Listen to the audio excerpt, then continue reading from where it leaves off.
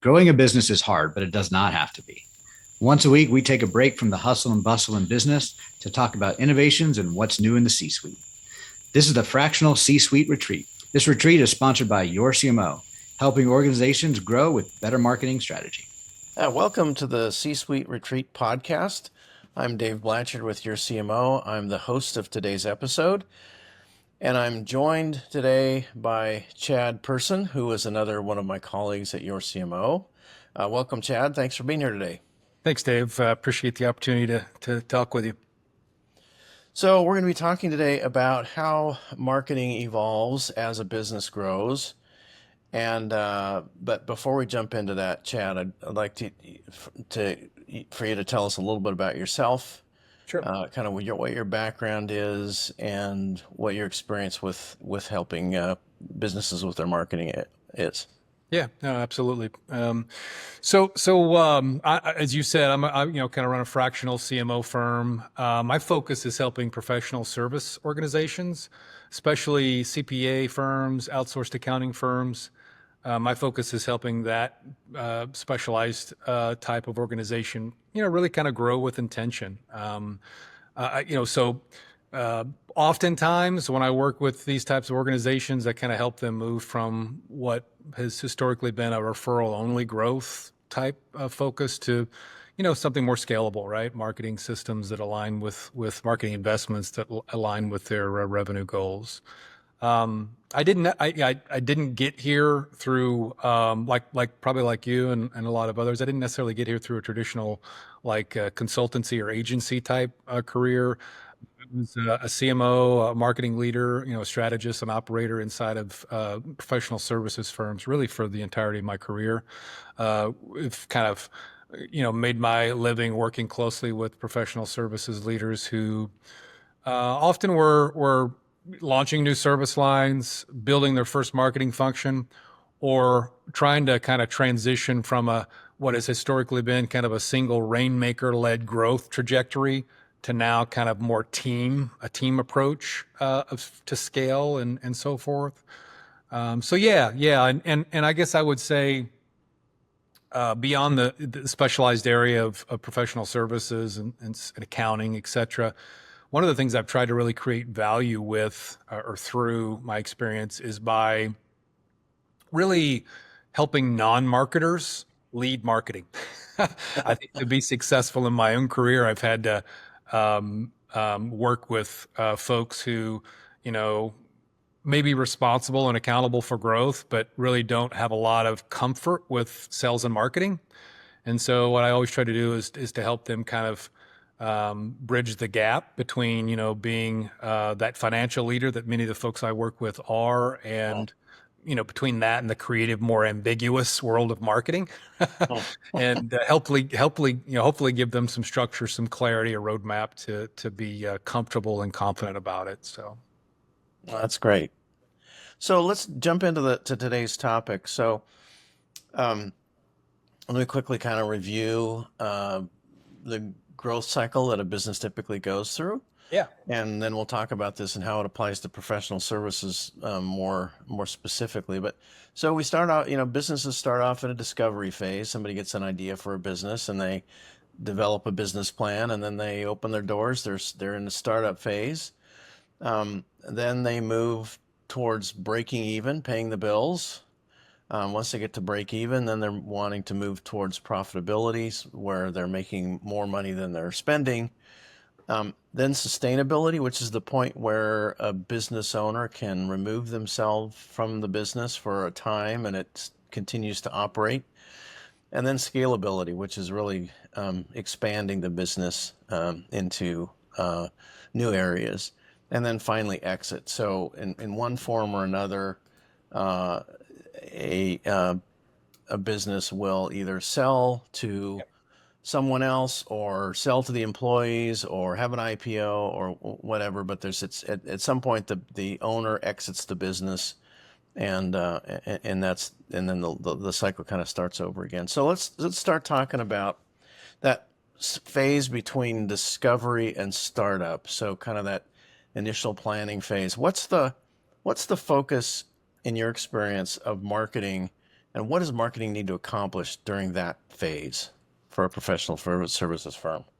Yeah, for sure. I mean, so open acknowledgement. I mean, given my focus, my specialization, startups, if you will, hasn't necessarily been the what I would, categorize who I've worked with in the past. However, um, there's a lot of like similar inflection points, right? So many CPA and advisory firms, many professional services firms, they struggle oftentimes, as you've suggested, with kind of this uncertainty, kind of the immaturity, if you will, of the marketing function. That's very similar to startups, right? And especially when many firms these days are trying to diversify their services and launch new service lines, or shifting their services to more consultative, away from traditional compliance. So there is that, and um, from my perspective, when talking, focusing more on the kind of those initial areas of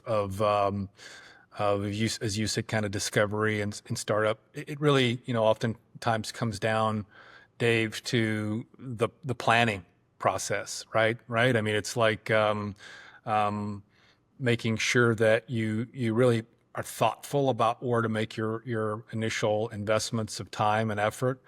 And when it comes to professional services firms, I often find that they take a very it's referred to as a inside out approach to planning, strategic planning, strategy development, and of course, like this inside out versus outside in thinking is about an organization, their approach, right, to strategy development. And I find that CPA firms, consultants, highly technical people will often, again, take that inside out approach, where they're making decisions on how to grow their practice based upon their own internal perspective. They're focusing on their strengths, their perceived weaknesses, the organization's overall goals, instead, right, of taking the opposite approach, which is that outside in approach, where you're really putting the market and the buying behavior and the needs and desires of clients first.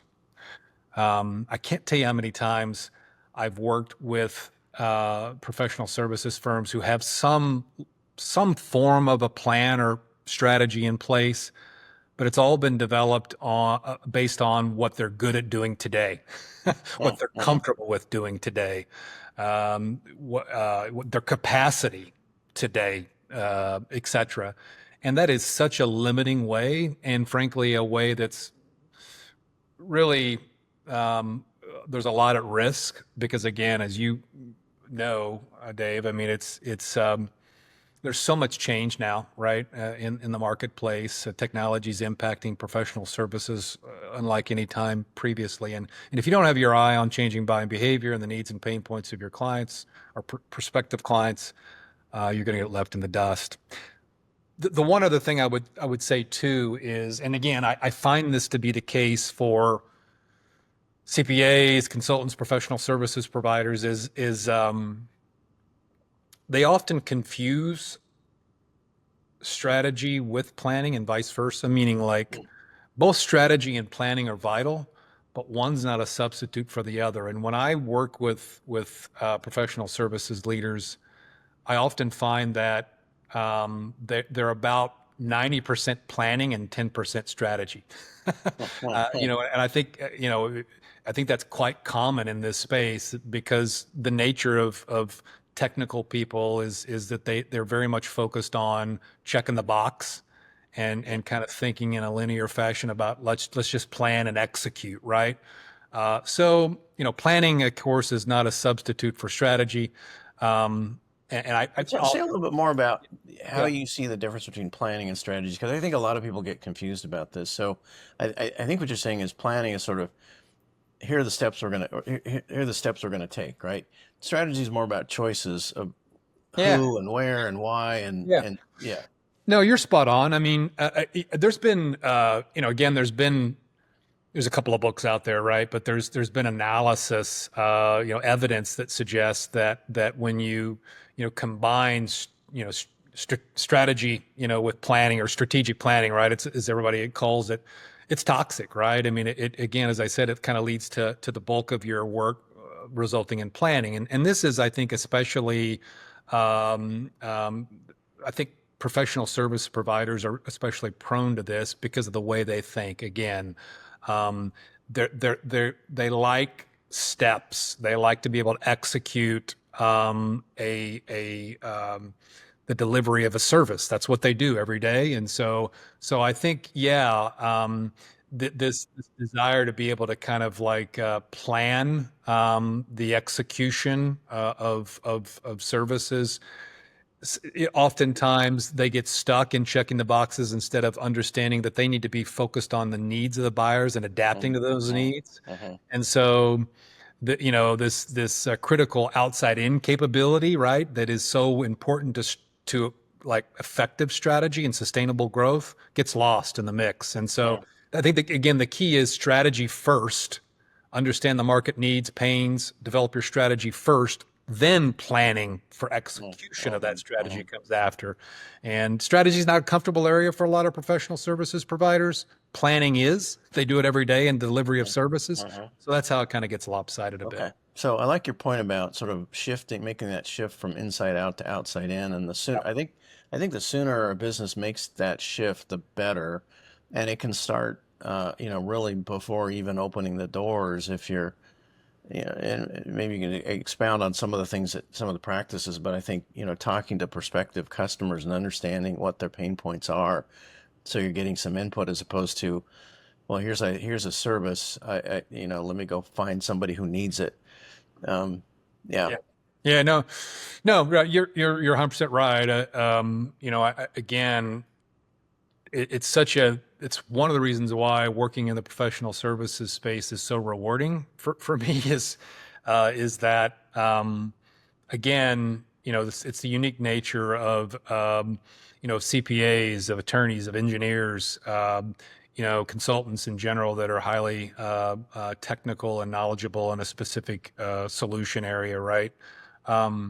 They absolutely do know a lot about what they do and are extremely knowledgeable in so many ways that are valuable to clients. But at the end of the day, that knowledge can oftentimes kind of create complacency with them. And they kind of believe that they know exactly what a client wants and what they value. And I know this isn't just specific to professional services, but so many folks can fall into that trap. And so, yeah, it's one of the things that's rewarding for me is when I can come in and work with professional services firms and really leverage, market research that is out there and available, or conduct my own market research in addition to talking with clients and prospects, as you and I have done so many times in our career.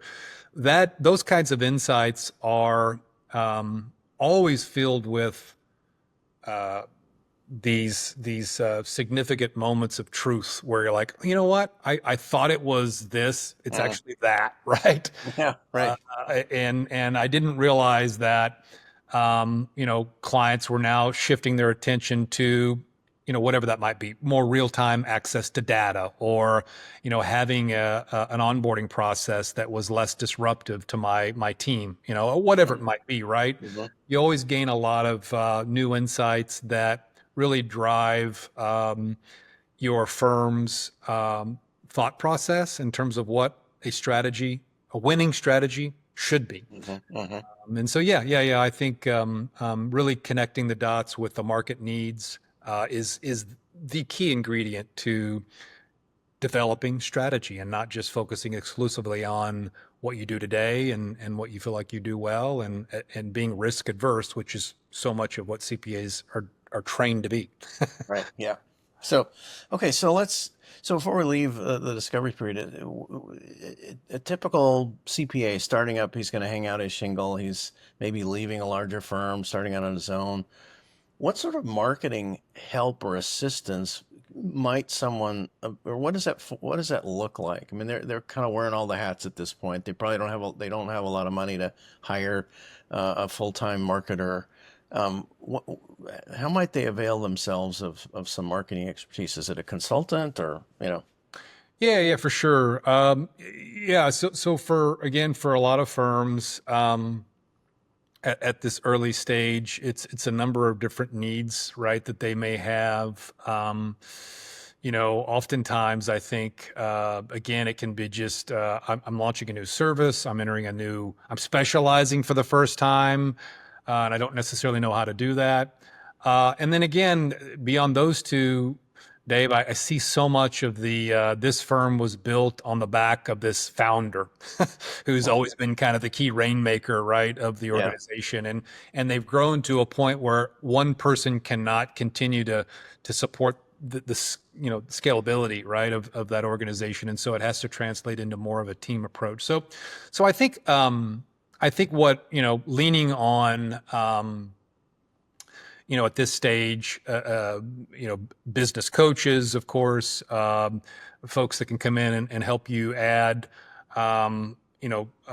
strategy to whatever investments you need to make, whether they be in people, process, technology, marketing. I think that's a smart move. Having a fractional CMO, somebody like us, right, come in, I think is also another smart move potentially based upon, as you know, that business model. It provides you a whole lot of expertise at a fraction, right, of the cost of hiring somebody full time. I think at this point, a lot of times what they're seeking is a lot of validation of where they're at today and what's possible in terms of growth for tomorrow.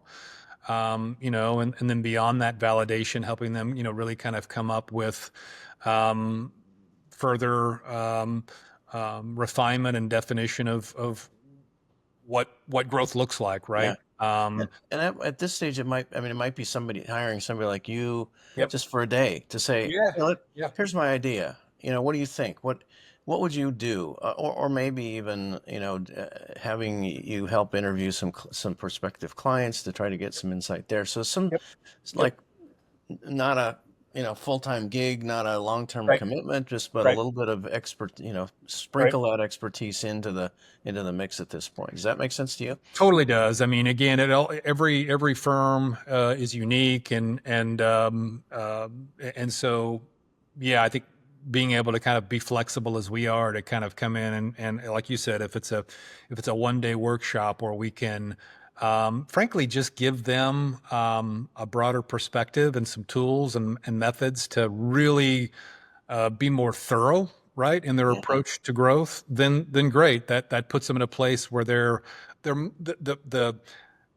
the chances for them to be successful have dramatically increased That's the just from that 1 day. You know what I Yeah, mean? that's the thing. It really takes the risk out because what has a business stub their toes when they're, as John Mark Twain used to say, thinking they know what's so, but it's not so, or something like that's a bad a Yeah, yeah, bad yeah, quote. yeah, yeah, But basically, they think X and it's really Y, and they go out and they yeah.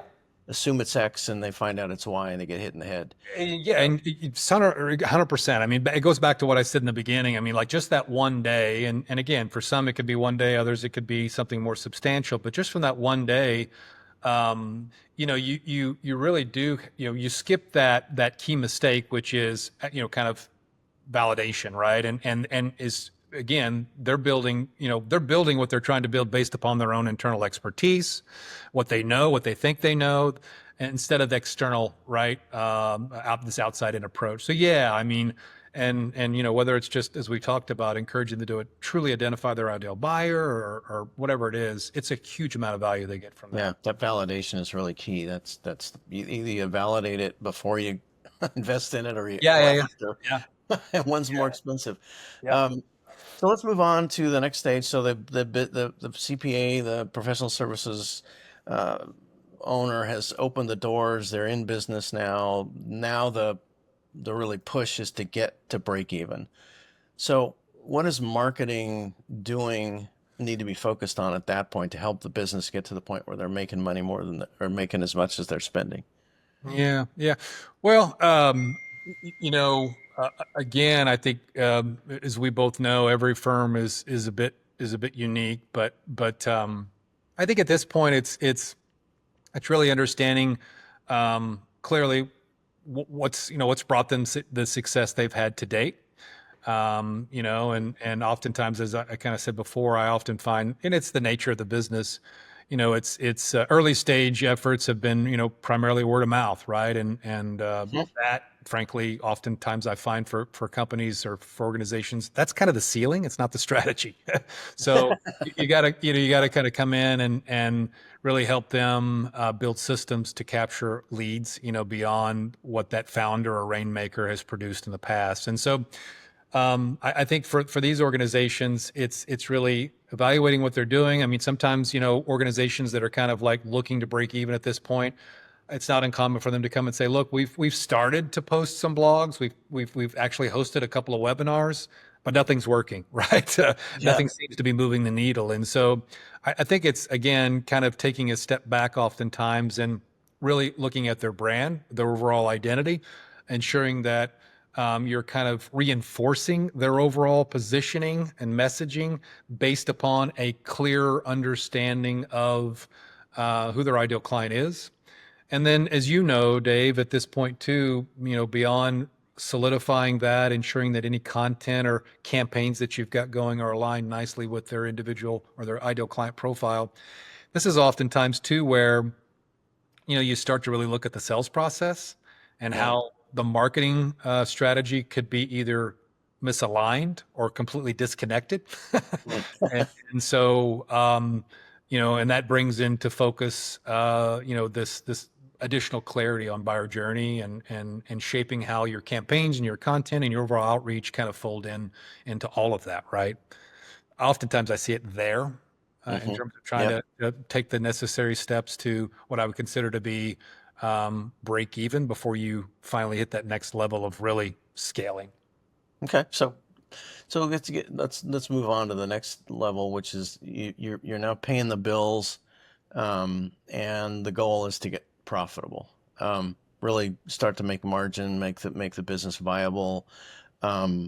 What's the focus at that point? What is marketing's job that it's got to get done at that point in order to achieve profitability? Yeah, I mean, at this point, I think, you often kind of see, the marketing function, I think, inside of the firm at this point kind of move to being more of a driver. I think, again, this may be the case outside of professional services, but there's oftentimes a cultural shift that needs to take place inside of firms for I think, marketing and sales to really start unifying and driving real performance. And so what I'm trying to drive at here is kind of marketing and sales move from a helper to more of a driver of growth. More leader, Yeah. So you might have a little bit of a marketing staff at this point, maybe one or two people. I think you could have some outside help. Potentially, you could have a marketing coordinator. I mean, I think at this point you're certainly focused on SEO.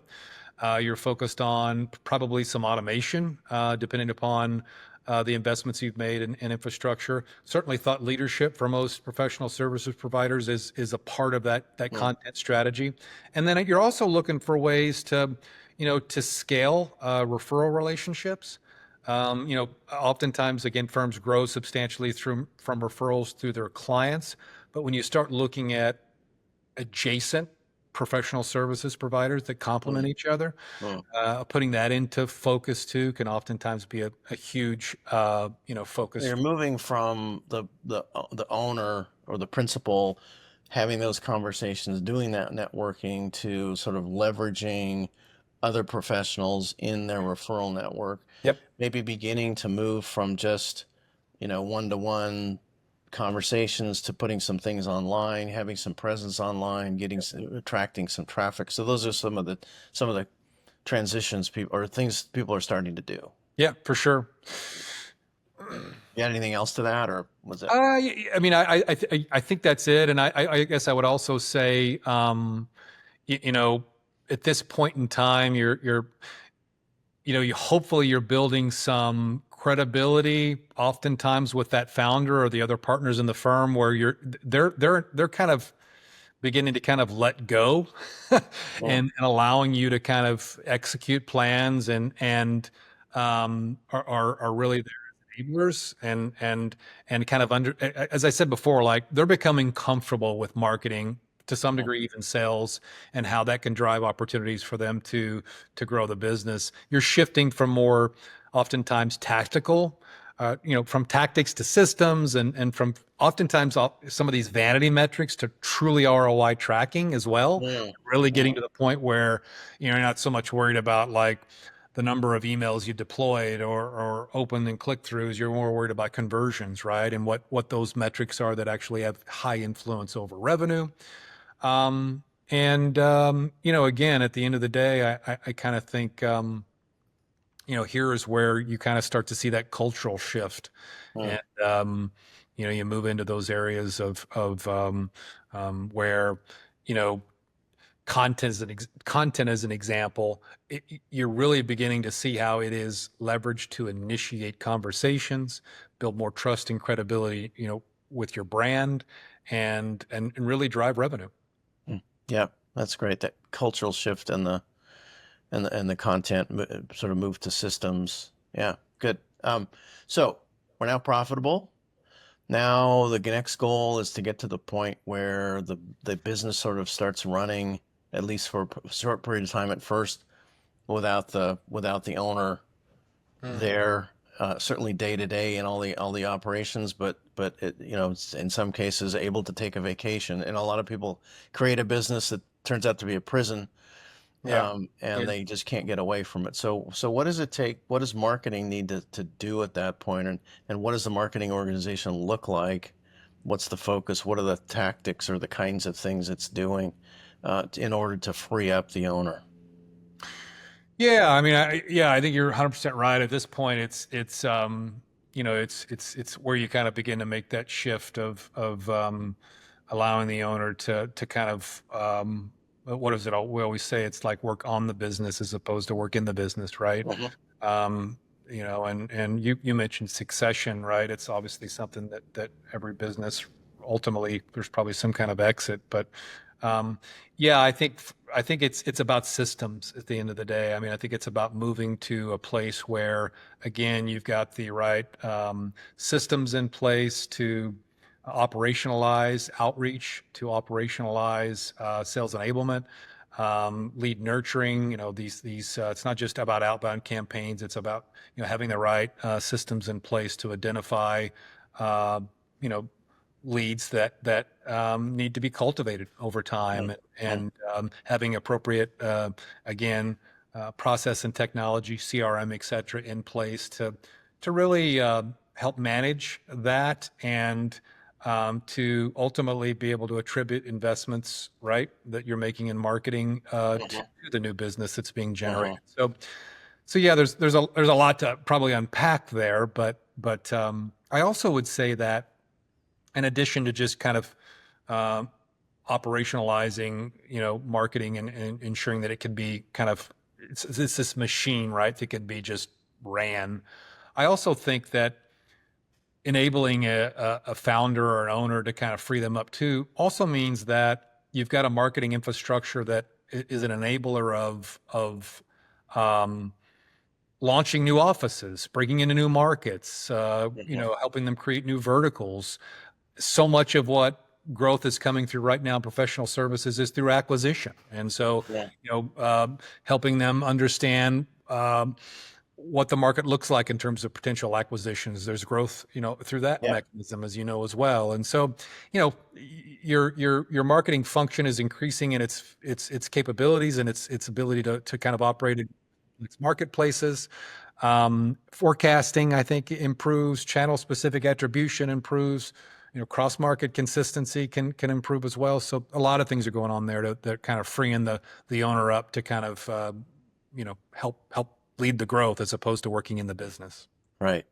So before we move off of sustainability, so at this point, would you feel like this is the point where you really need a marketing leader in the marketing seat? You can't up until this point, the owner might have been really involved in the marketing. Maybe Yeah. they've got a few assistants, they've got some people doing some things.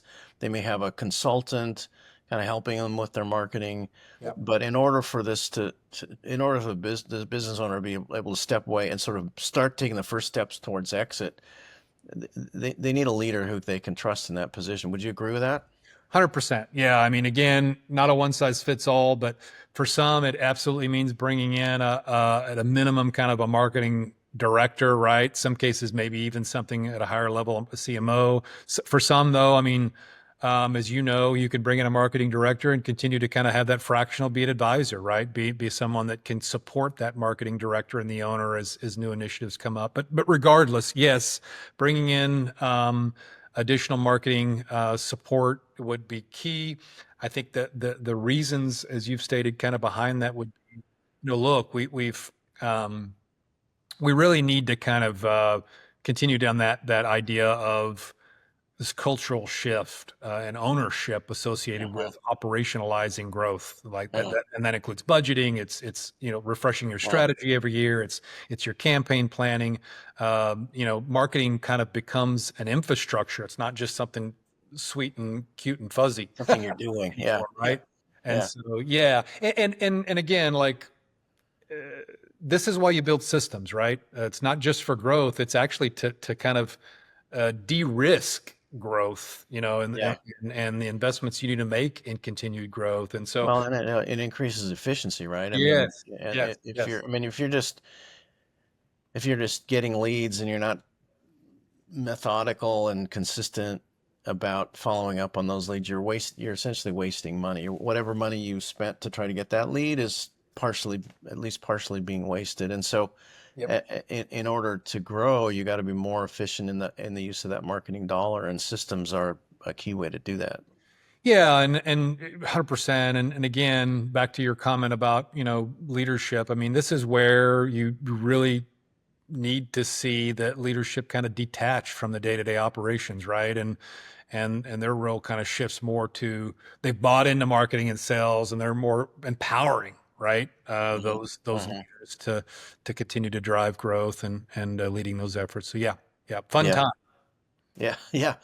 Yeah, exciting. So, okay, so now you started to talk about this, so let's kind of dive into scalability. So this is the point where, the business is humming, marketing is working, the business is growing, but the next sort of limit or gate is I've served my city, my town. Where do I go from here, right? I mean, there's only so many people that need CPA services or an advertising service or whatever in that certain geography. Then in order to grow further, they need to scale that business in either new segment, new market. So talk about what that looks like from a marketing standpoint. Yeah, for sure. And again, really, really relevant to professional services, especially the accounting profession. I mean, as you know, I think technology, to some degree, COVID has had a big impact on tearing down these geographic walls that Yeah. for so many years, right, were kind of there for CPA firms. It's impacted the buyer, right? The buyer doesn't necessarily, not all buyers necessarily expect or even want their CPA or their professional services provider to be in their backyard, right? They're fine and comfortable with them serving them virtually. So that'd be the first thing I would say is that, if you're a professional services provider that, I don't know, specializes in serving banks or nonprofits or whatever it is, realizing that the market is much larger today than it was 5-6 years ago is I think empowering and transformational for some firms.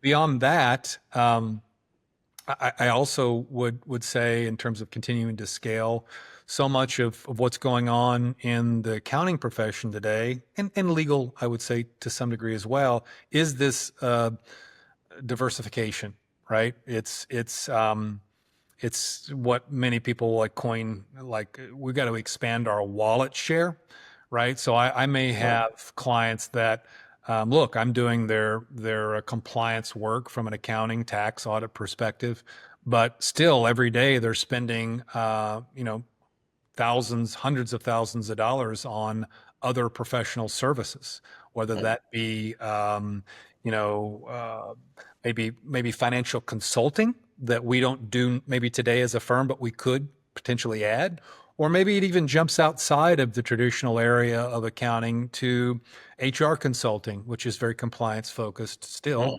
or supply chain consulting, or operations consulting, or IT consulting, et cetera, et cetera. So many firms today are like, hey, how can I bring other professional service areas into my firm, expand my wallet share amongst existing clients, and therefore, you know, grow in a not only in a new specialized area, but oftentimes in a way that moves more into more consultative services rather than just compliance. Because one of the things you know, and a lot of people know, is that, you know, oftentimes compliance services are often the first ones to be commoditized, right? They're very price focused. And when you get in more of those consultative type areas, more premium fees, et cetera. So diversification is a big part of it.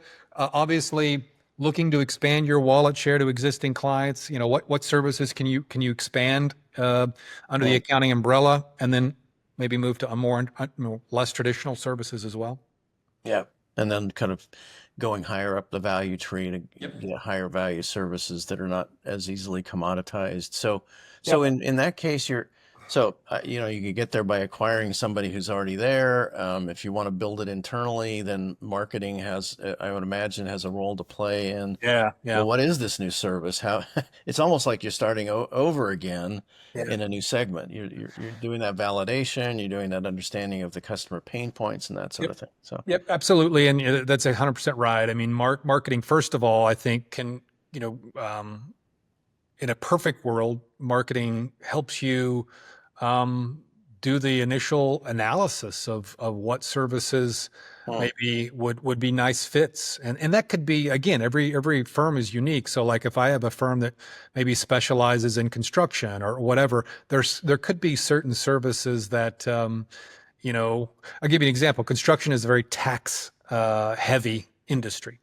For a number of reasons. And so if I run a firm that specializes primarily on serving the financial needs of you know, real estate and even construction companies, my first probably focus on expanding my services would be to, you know, move from traditional, you know, tax compliance services to bringing in more tax consultative type services like cost segregation studies, or maybe providing, you know, coming in and bringing an individual in my firm that can deliver R&D tax studies. And, you know, again, these special credits and incentives that are very, very construction or real estate centric potentially, but oftentimes many firms that do business tax work for construction or real estate companies don't offer those specialized capabilities. So again, it depends on where you're at today in terms of what you would expand to tomorrow. But I think that's a role of marketing, is to come in. Marketing can really contribute to making that choice of here are all the options and which ones are more attractive. Attracted to our current clients, right? To our current buyers. And going back to that outside in thinking, don't focus too much on what we know, what we do today. What's the needs of our current buyers, potential buyers? Yeah, that's good. Okay, so we've scaled, we've added some new product lines, we've recognized that we can serve outside of our geography by going more virtual.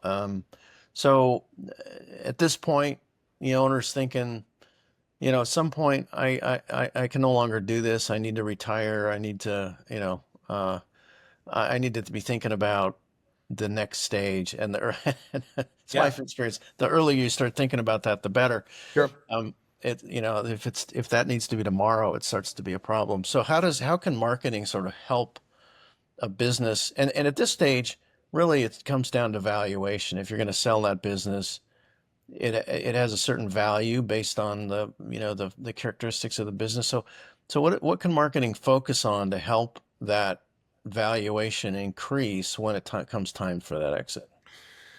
Yeah. So, you know, I think, again, someone that, whoever it might be, you know, this is where marketing can really comes in and starts to move into that new area you just suggested in terms of what are those multiples? What is a buyer? How does a buyer look at value? In this case, historically, right? You're using me to kind of understand potential buyers of our services. Now I'm putting the hat on of like, what would another if my buyer is another firm Yeah, who wants to right. acquire us, what do they value, right? What are Yeah. they looking for? And so, yeah, it's a shift. And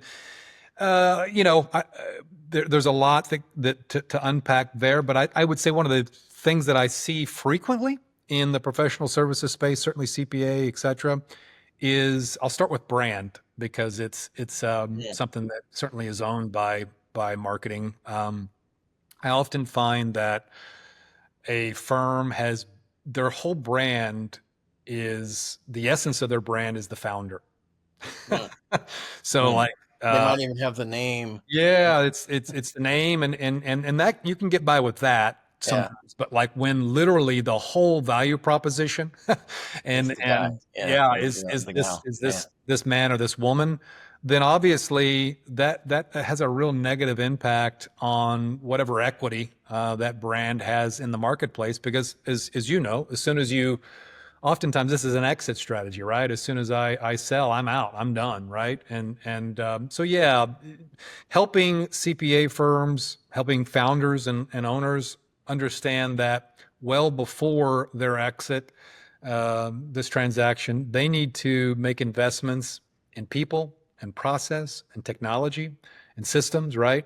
Um, Oftentimes it first and foremost is people. I mean, I think again, speaking kind of to professional services, buyers are buying a bench. They're buying, individuals, a bench of expertise, the individuals that can continue to deliver services to Yeah. clients that Mm. that are poised to become rainmakers and leaders of growth in the future.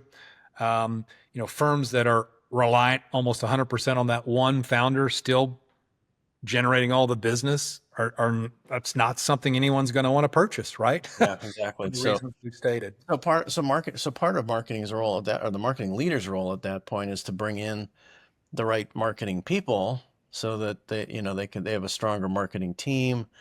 And this kind of goes back to when we talked about sustainability, the business owner starting to empower the team to sort of create a culture, that culture shift away from the owner's the rainmaker to I now have a marketing infrastructure that can drive growth without me, Yeah, and that's kind of where it starts. that's it. Yeah, I mean, so sometimes again, David, can be the aha moment. Hopefully, early enough, aha moment for the founder owner to say, "Wow, yeah, you're right. My brand is all about me, and that needs to change." And so, yeah, it's a marketing leader coming in and ensuring that they've got a brand that is focused on the value that the firm as a whole, right, delivers to clients, and not just built centered around that founder and owner, and has value propositions and clear positioning that again would stand up to that test in the marketplace. And then yeah, flip side of that too would be ensuring that, as you suggested, we've got those systems, that infrastructure in place that is almost like that engine that's driving Mhm. awareness and credibility and leads to nurture. And yeah, there's a lot of value placed on that by firms that you can have that ability Mhm. to kind So of that's interesting. It's like the themes we've been talking about, developing a brand, developing systems, developing people. That started long ago, but at this point, you got to button it all up, yeah right? yeah Um, yeah uh, so that it works. You can take the founder out of it, and any remaining dependence on the founder has to sort of be shored up so that it'll operate on its own. And 100%. And again, this is something that we touched on earlier, but speaking in the context of what buyers value when they're looking for acquisitions, specialization. Again, oftentimes many buyers are looking. They're not looking for well, let's just say this: they place a higher value on a firm who focuses in on a particular ideal client profile, a particular Mhm. niche, whatever it might be. And so again, it's not completely up to the marketer to to build that or identify that from the beginning. But what it is their responsibility to do is that they're building that positioning and messaging and that brand awareness of that particular, specialized area. And so, again, lots of things that marketers can do to help that exit be as profitable as possible for the owner. Great. All right. Well, we've gone through the whole cycle from discovery to exit. Any last thoughts? Any last sort of pearls of wisdom that you'd leave in terms of how a business owner needs to evolve marketing as they go through that journey? I would double down because of my experience in this area. I would simply double down on what we've already talked about, which is make sure you're taking that outside-in approach to thinking about developing strategy. I mean, it's so I can't.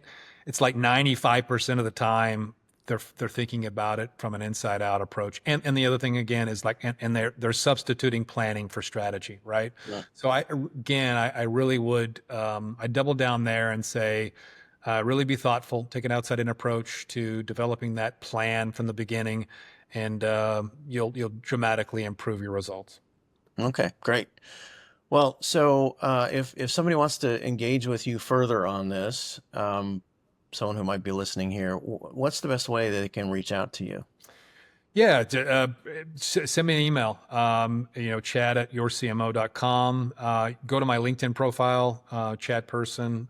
You can, find me pretty straightforward there, and just, reach out to me, connect with me, chat with me there. I think either one of those probably makes the most sense for folks today. Well, thank you so much. So you really you brought out some great insights today in the whole course of this, and thank you for sharing your experience with us, and allowing our listeners to glean some wisdom from what you've accomplished and done. Thanks again. Thanks for being with us, Chad. My pleasure, Dave. Thanks for the opportunity. And that's a wrap. There's another successful episode of the Fractional C-Suite Retreat. See our show notes and more episodes at fractionalcsuiteretreat.com. This podcast is sponsored by Your CMO, helping organizations grow, save time and money with better marketing strategy and fractional execution. Visit them at yorcmo.com, yourcmo.com. Spelled wrong on purpose.